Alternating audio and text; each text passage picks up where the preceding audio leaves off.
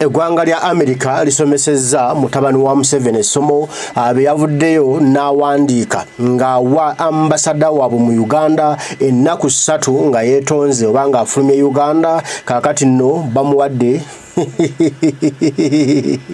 kyali fateerabidde olwaleero omutabani ali mu kufeesa. Njaga tutandike bwe tuti tutandike na bino ebigambo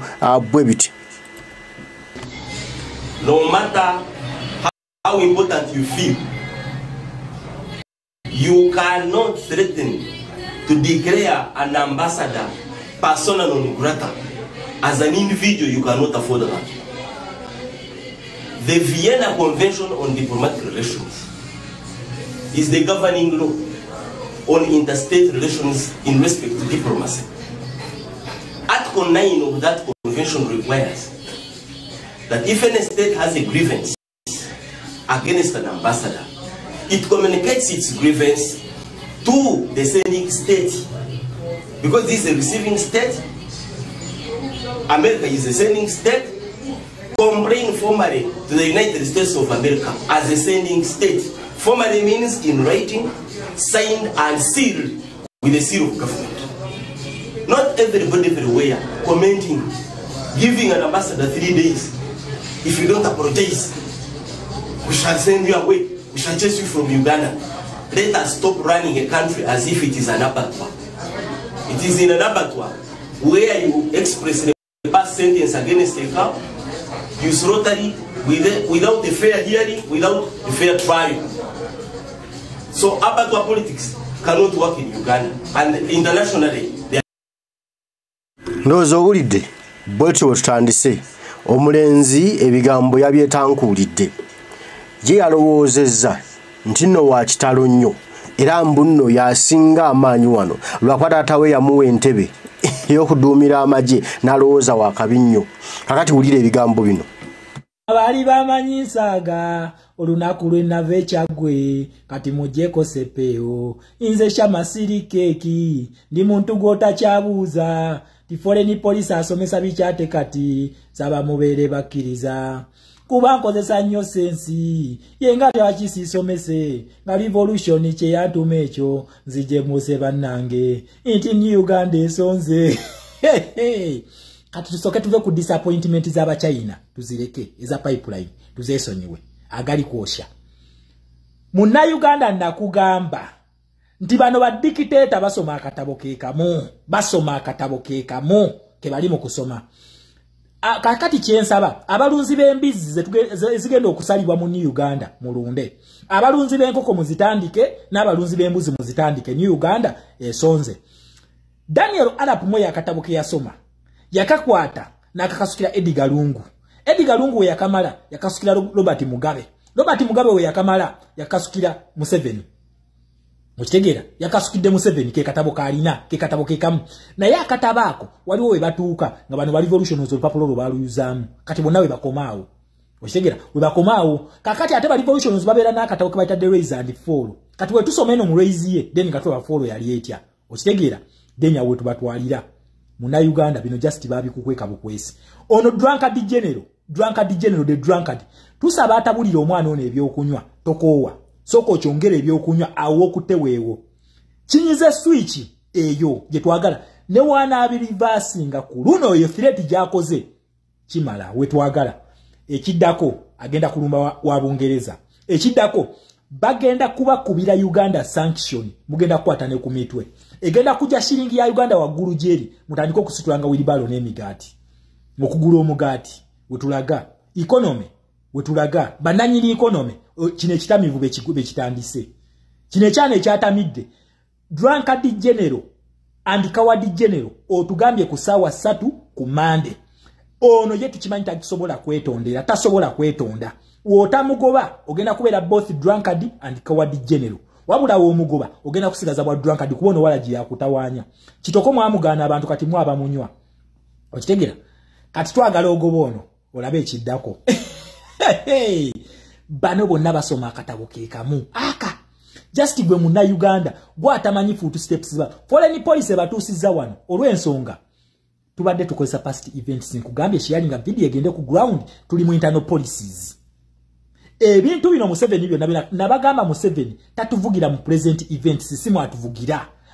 mu past events naye ffe yali yatusiba akatambala ku maaso yensonga lwaki nakugambye nzigulira amatu byenjogera ogubiyingire mu bwongo bo amaaso gago genda kweggula gokka mukitegera Museveni ebintu bino byakola byali byaddeko mu past events naye yakuliyetinga kidemo ku kigundi kyabwe ki constitution kyabwe mwaka gwa 1995 kati kwatusiriwaliza kati naffe mwe tutambulya yensonga lwaki natamwa ababaka baneno abatusiriwaza mu constitution egamba bweti mujebye ebife balinga bya banansi byemba mutugamba nebisigalete mu bitugamba mu constitution ya Museveni constitution yentufu weeri mpuga ekintu kyakola kyali kibaddewoko lwaki tulemeza mu boycott and protest lwaki tuize tulemezaamu kubanga zaakolera ddala mu past events ekintu kino ekya boycott and protest Kenya kyakola naye si mu Kenya mukka ne mu Uganda kyali kibaddemu muna Uganda ogenda kumbuza nti kyali kibaddewo ddi katudde mu mwaka gwa 1958 we tuba tutandikira 1958 njagala tutandikire we kiba tekifaanagane kino ekiriwo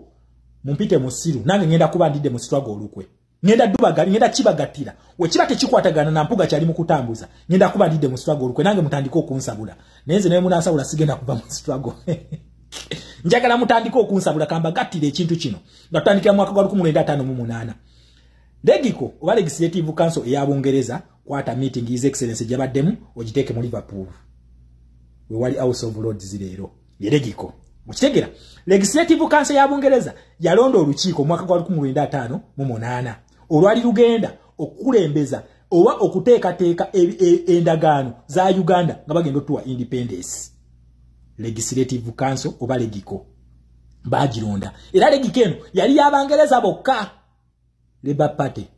yali y'Abangereza bokka okitegera Labour Party lero yefuga Bungereza Legiko lwe lukiiko lwe baleeta Andrew Cohen Biden yali governor wa Bungereza mu Uganda naye Andrew Bowens already yasooka okubeera speaker wa parliament ya Uganda yali era mu Bungereza tugende empola kati Legiko eno we bagironda olukiiko lwe baluteekawo baateekawo ebifo 83 ebigenda okubibwako akalulu positions oba parliament yaffe yalina positions 83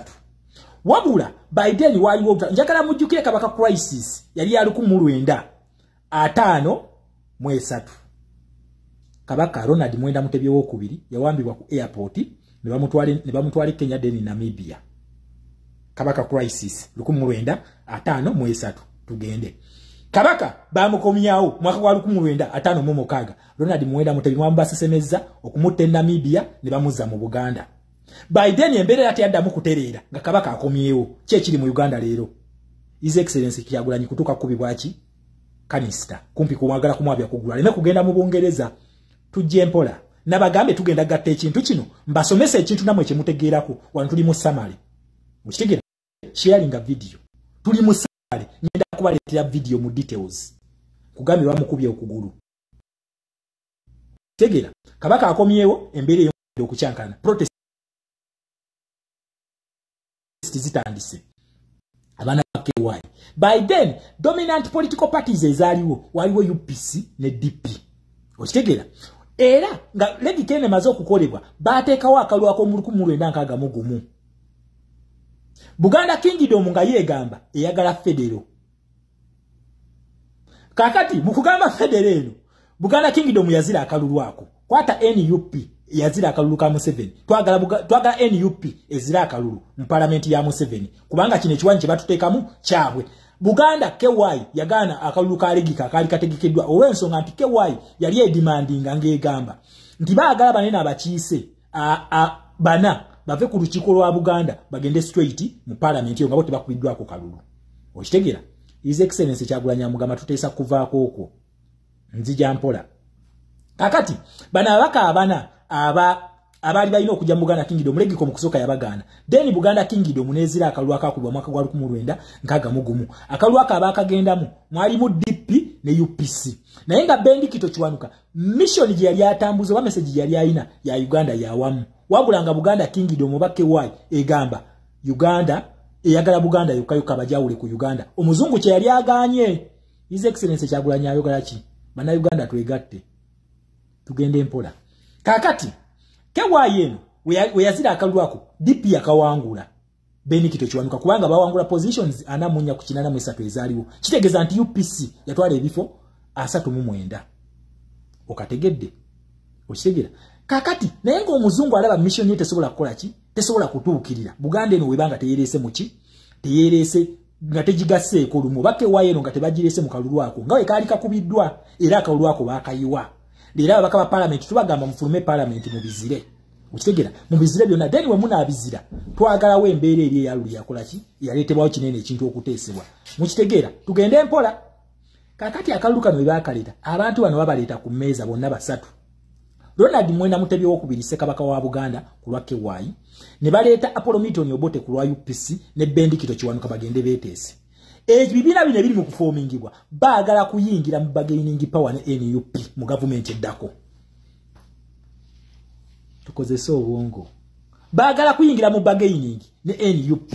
oba sicho baagala kwongerayo ebiwanyi babibagira kwa mu revolution mwana mwana tumanye musobola kuforminga political party nga tuli mu revolution kiche mwino kola mwino kwegatta ku existing political party wabula baneno lokubanga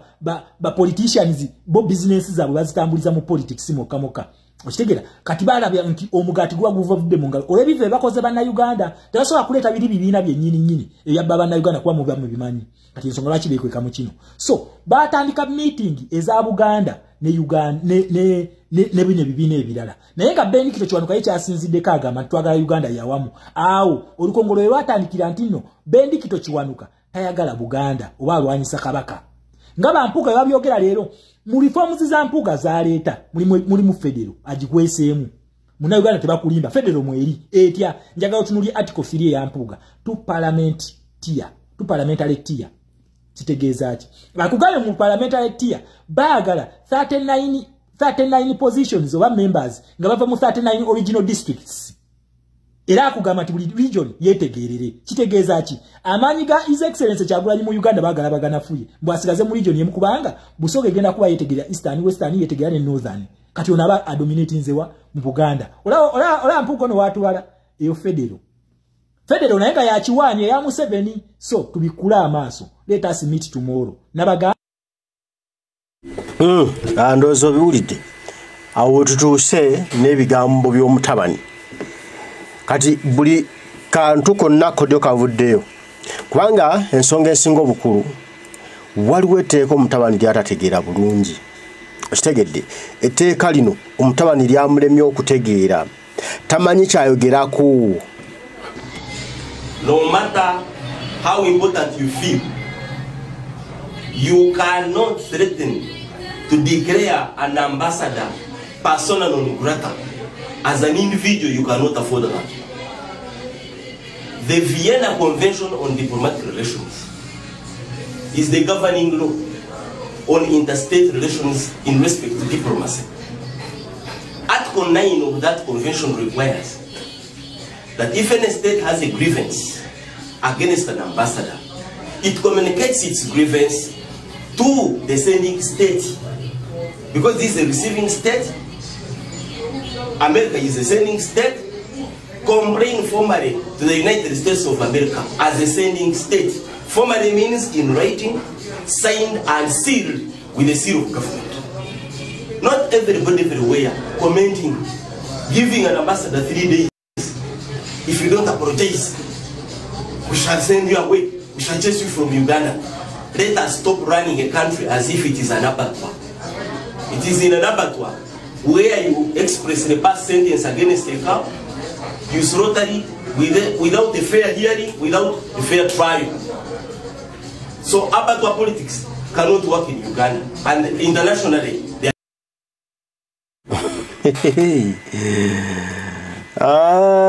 bulijjo balowooza mbuno balina amaanyi era mbu Uganda bajja gitambuzanga bo bwe baagala kakati nno bajja kumanya nno tebalina buyinza tebalina maanyi balina okumanya nti Uganda nsi ndala era Uganda y'abannayuganda so si y'abakakundi kaabwe nga famire ate Uganda ekolera ku mateeka ga nsi yonna so si ku mateeka ga famire yaabwe nga balowooza tebabakutte emmundu buli kimu kyabwe bajja kufeesa tebannaba